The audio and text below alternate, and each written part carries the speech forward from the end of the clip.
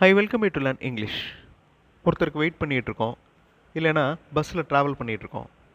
இந்த மாதிரி நேரங்களில் ஒரு வேர்டு எடுத்துக்கோங்க, அந்த வேர்டோட இன்னொரு 2 வேர்ட்ஸ் சேர்த்துக்கோங்க, அதை ஒரு சென்டென்ஸாக மாற்றுங்க. தென் அதவே பெரிய சென்டென்ஸாக மாற்றுறதுக்கு ட்ரை பண்ணி ப்ராக்டிஸ் பண்ணலாம். ரொம்ப இன்ட்ரெஸ்டிங்காகவும் இருக்கும், எஃபெக்டிவாகவும் இருக்கும். Hi welcome you to the channel Sen Talks plus. English model sentences இருக்கிற வீடியோஸ் இந்த சேனலில் அப்லோட் பண்ணியிருக்கேன். ஒவ்வொரு மாடல் சென்டென்ஸையும் நல்லா அப்சர்வ் பண்ணுங்கள், அதில் இருக்கிற வார்த்தைகளை ரீப்ளேஸ் பண்ணி உங்களுடைய ஓன் சென்டென்சஸ் ஃப்ரேம் பண்ணி ப்ராக்டிஸ் பண்ணுங்கள். That is the main aim of this channel. Where அப்படிங்கிற ஒரு கேள்வி, WH கொஸ்டின் வேர்ட், அதில் ஆரம்பிக்கிறோம். எங்கே, எங்கே அவர் போவார். வேர் டஸ் ஹீ கோ. இந்த டஸ் ஏன் வருது, ஹீ வந்திருக்கிறதுனால டஸ் வருது.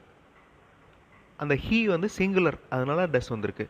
அந்த ஹீக்கு பதிலாக ஒரு பன்மை வந்துருந்துச்சுன்னா, அதாவது வி தே அப்படின்னு வந்துருந்துச்சுன்னா, இங்கே டஸ் வராமல் அந்த இடத்துல டூ வந்திருக்கும். Where do they go. எங்கே அவர் போய்கொண்டிருக்கிறார். Where is he going. அந்த செயல் நடந்துக்கிட்டு இருக்கு. எங்கே அவர் சொல்ல போகிறார். Where is he going to tell.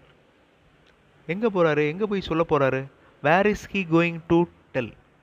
இந்த கோயிங் டு இமீடியட் ஃப்யூச்சர்னு சொல்லுவோம். உடனே செய்ய போகிற விஷயங்களை கோயிங் டு யூஸ் பண்ணி சொல்லலாம். நான் இப்போ சாப்பிட போகிறேன் அப்படின்னா I am going to eat, அந்த மாதிரி சொல்லலாம். So where is he going to tell, எங்கே அவர் சொல்ல போகிறார். Where is he going to tell his problems.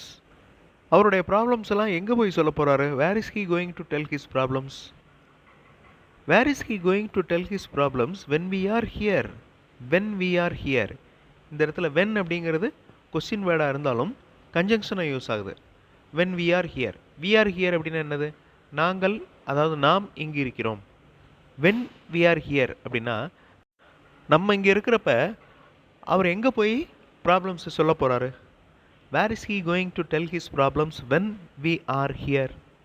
So where அப்படிங்கிற ஒரு வேர்டில் ஆரம்பித்தோம். Where is he going to tell his problems when there is no one in the hall. ஹாலில் யாருமே இல்லை, அங்கே போய் என்ன சொல்ல போகிறாரு, யார்கிட்ட சொல்ல போகிறாரு. Where is he going to tell his problems when there is no one in the hall. Where is he going to tell his problems when there is no one in the hall. ஹாலில் யாருமே இல்லை. As the meeting is going on. இந்த as அப்படிங்கிறது இந்த இடத்துல கன்ஜங்ஷனாக வருது. Okay, as அப்படின்னா என்ன அர்த்தம், இருப்பதால் அப்படின்னு அர்த்தம். ஸோ மீட்டிங் நடந்து கொண்டிருப்பதால், மீட்டிங் நடந்துக்கிட்டு இருக்கிறதுனால ஹாலில் யாருமே இல்லை, இவர் அங்கே போய் யார்கிட்ட போய் சொல்ல போகிறாரு. Where is he going to tell his problems when there is no one in the hall as the meeting is going on. நிறைய ஷார்ட் சென்டென்சஸோடைய காம்பினேஷன் தான் இந்த லாங் சென்டென்ஸ். இதை நீங்கள் பிரித்து பாருங்களேன். வேர் இஸ் ஹீ கோயிங், அவர் எங்கே போய் கொண்டிருக்கிறார். Where is he going to tell, அவர் எங்கே சொல்ல போகிறார். ஓகே, அவருடைய problem, his problems. There is no one in the hall, ஹாலில் யாருமே இல்லை. த meeting is going on, meeting நடந்துகிட்டு இருக்கு. இவ்வளவு சென்டென்சஸையும் கரெக்டான கன்ஜங்ஷன் யூஸ் பண்ணி லாங் கொஸ்டினாக நம்ம மாற்றுறோம். இப்போ இன்னொன்று ட்ரை பண்ணுவோம். அந்த கொஸ்டின் வேர் அப்படிங்கிற வார்த்தையில் ஆரம்பித்தோம். இந்த கொஸ்டின் ஒய் அப்படிங்கிற வேர்டில் ஆரம்பிப்போம். ஒய் ஏன், ஏன் அவர் வேகமாக திரும்பி வருகிறார். Why does he return fast. Singular வந்திருக்கிறதுனால டஸ் யூஸ் பண்ணுறோம். Why does he return fast. Why do we return fast. Why do they return fast. So பன்மை வந்துச்சுன்னா டூ வரும். ஏன் அவர் சாப்பிடாமல் வேகமாக திரும்பி வருகிறார். Why does he return fast without eating. Without eating, சாப்பிடாமல். Why does he return fast without eating. சாப்பிடாமல் ஏன் அவர் திரும்ப வராரு. வார்த்தைகளை சேர்த்துக்கிட்டே போங்க. கரெக்டான கன்ஜங்ஷன் மட்டும் யூஸ் பண்ணிங்கன்னா மீனிங்ஃபுல்லாக ஒரு லாங் கொஸ்டினாக வந்துடும். Why does he return fast without eating lunch cooked by his friends. அந்த லஞ்ச் யார் குக் பண்ணால், ஃப்ரெண்ட்ஸ் குக் பண்ணியிருக்காங்க. ஏன் அவர் அவருடைய நண்பர்கள் சமைத்த மதிய உணவை சாப்பிடாமல் வேகமாக திரும்பி வருகிறார். அகைன் இன்னும் ஆட் பண்ணலாம். Why does he return fast without eating lunch cooked by his friends especially for him. அவருக்காகவே தயார் பண்ணப்பட்ட உணவு, அதை சாப்பிடாம, அந்த லஞ்சை சாப்பிடாம அவர் திரும்ப வர்றார். இதில் எத்தனை சென்டென்சஸ் இருக்குது பாருங்கள். ஹீ ரிட்டர்ன்ஸ் ஃபாஸ்ட், அது ஒன்று. he returns fast without eating lunch. அப்புறம் cooked by his friends. இந்த லஞ்ச் வந்து cooked by his friends, especially for him, அவருக்காகவே செய்யப்பட்டது. சென்டாக்ஸ் சேனலில் இந்த மாதிரி ஒரு எக்ஸசைஸே பண்ணியிருக்கோம்.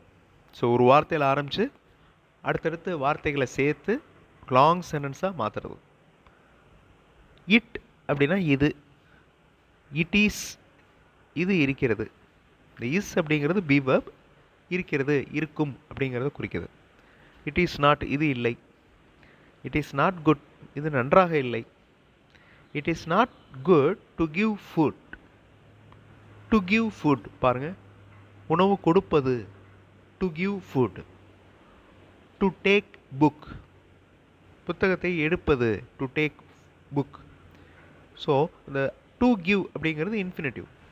It is not good to give food to the lazy. The lazy அப்படின்னா யாரை குறிக்குது? சோம்பேறிகள் அப்படின்னு குறிக்குது. த லேசி பீப்புள் அப்படின்னு சொல்ல தேவையில்லை. த lazy. It is not good to give food to the lazy. How அப்படிங்கிற வேர்டை யூஸ் பண்ணலாம். ஹவு அப்படின்னா எப்படி. ஹவ் ஆர் தே டூயிங் எப்படி அவர்கள் செய்கிறார்கள். ஐ டு நாட் நோ எனக்கு தெரியவில்லை. I do not know how they are doing. ரெண்டு சென்டென்ஸையும் கனெக்ட் பண்ணுறோம் பாருங்கள். I do not know how they are doing, எனக்கு அவர்கள் எப்படி செய்கிறார்கள் என்று தெரியவில்லை. சிம்பிள் ப்ரெசன்ட் டென்ஸில் இருக்குது. தே டு நாட் எக்ஸ்பிளைன் அவர்கள் விளக்கம் கொடுக்கவில்லை. அவர்கள் விளக்கவில்லை, எக்ஸ்பிளைன் பண்ணல. தே டு நாட் எக்ஸ்பிளைன் மீ எனக்கு என்னிடம். ஹவு தே ஆர் டூயிங் என்கிட்ட வந்து எப்படி பண்ணாங்கன்னு எக்ஸ்பிளைன் பண்ணலை. ரொம்ப சிம்பிளான வேர்டு தான் எடுத்துக்கிட்டோம். ஒவ்வொரு வேர்டாக ஆட் பண்ணுறப்ப அர்த்தம் மாறும். அந்த கேள்வி ஒரு பெரிய கேள்வியாக மாறும். இதே மாதிரி தான் ஒரு வேர்டு எடுத்துக்கோங்க. அந்த வேர்டோட இன்னொரு 2 வார்த்தைகள் சேருங்க. அதுக்கு ரிலேட்டடான வார்த்தைகளாக சேர்க்கணும்.